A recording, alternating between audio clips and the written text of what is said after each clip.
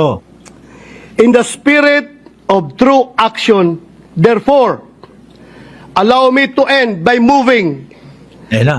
I respectfully move that in Sisigaw na yan, sisigaw. view of its constitutional infirmities and questions on the jurisdiction and authority of the 20th Congress, the verified impeachment complaint against Vice President Sara Zimmerman Duterte be dismissed.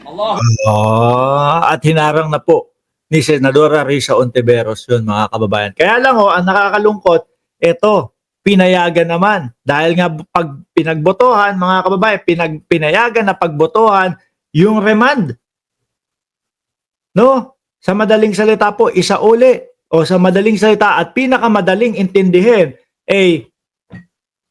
i-delay yung impeachment, mga kababayan. Di po ba? O, para hindi masyadong magamit yung ayaw na word ng mamamayang Pilipino na dismiss o delay. Gamitin natin yung salitang remand. Hindi masyadong alam ng mamamayang Pilipino yung remand na yan. No? Medyo kailangan mag-dictionary pa. Siguro iniisip nila tamad ang mamamayang Pilipino na saliksikin kung ano yung salita na yan. Yan ang gamitin natin. Pero sa pinakamadaling pag-intindi ko po, mga kababayan, pang-patagal po nila yan.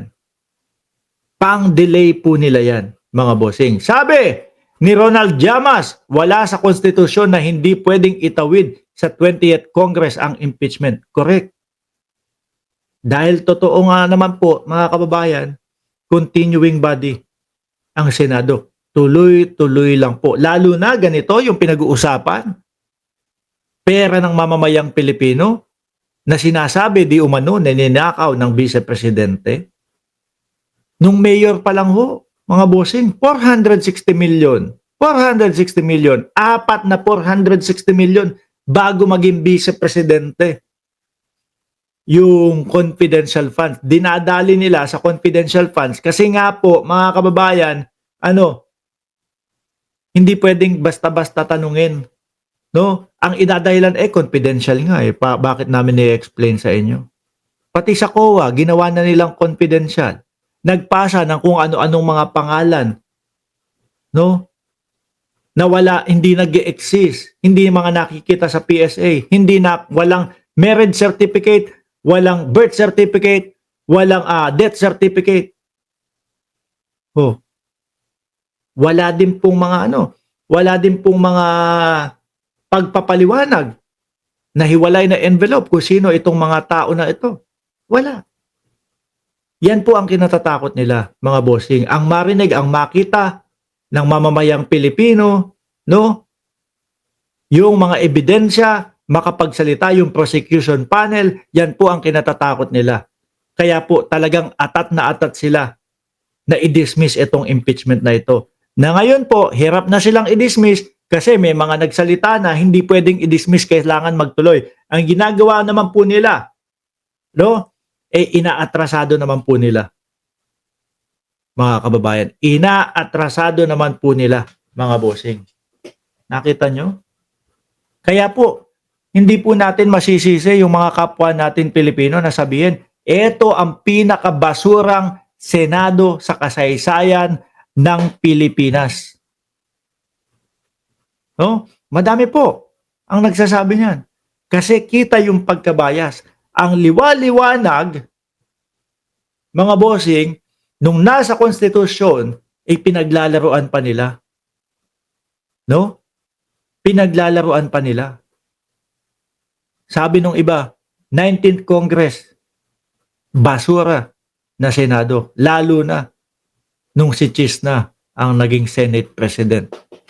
Mga bossing. O ngayon ho, paano lalo nating nasabi na basura yung 19th Congress? Biruin mo ba naman? Miski ho ako, aminado ho ako, mga kababayan, na may pagkakasala din po ako sa bayang Pilipinas. Na ano po, binoto ko tong gunggong na to. that in all things, Nasaan ba yun? Hindi ito. Nasaan ba yung si ano? Ito Binoto ko ho yung gunggong na yan eh. Oh, at asan ba yan? Nasaan kayo? Yung nagpapahanap pa. O yan, oh, ayan. Ngayon po, ano napapala ng sambayan ng Pilipino dito kay Robin Padilla? Wala. Wala. No? Pasahod ng bayan, ano inaatupag? Pabalik-balik doon sa Netherlands. Puro Duterte ang nasa bunganga. Kakalimutan tayo nitong hinayupak na to. Ano? Aatupagin lang yan. Duterte, Duterte, Duterte. Nakita mo naman, in-interview o nagsalita, ano sabi? Kahit po sunugin nyo ako Duterte ang lalabas dito. Eh paano ang mamamayang Pilipino na bumoto sa iyo? Di po ba? Paano yung mamamayang Pilipino na bumoto sa iyo? Miski po doon sa mga pinapasang bill niyan, mga gustong maging batas niyan, miski ho siya, mga kababayan, eh sumasalungat eh. Miski po siya sumasalungat doon sa mga bill na yon na inaano niya, ipinapush niya. Ngayon, ano pa gusto niya? Yung isang araw, gusto pakialaman pa yung Hamas at saka yung Gaza. So, samantalang tayo, may problema tayo sa Pilipinas. Teritoryo din po ang usapan. West Philippine Sea, walang masabi. Ang mokong na to. Palamuti, hindi nga pwedeng palamuti eh. Kasi wala namang wala namang husay eh. Sa mga interpellation, sa mga debate, wala din binatbat to. Babasahan ka ng libro. Babasahan ka ng libro. Pagkahaba-haba English na nakikita mo yung reaction o yung gesture ng kanyang mukha, alam mo hindi pumapasok sa kukote niya.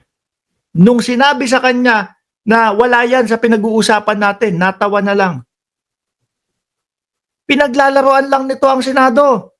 Naglalaro lang to sa Senado. Walang alam to. Sorry to say, bobo. Bobo, mga kababayan. Mahina ang kukote. Isa sa dahilan kung bakit natalo yung mga artista ngayon, dahil dyan sa gunggong na yan.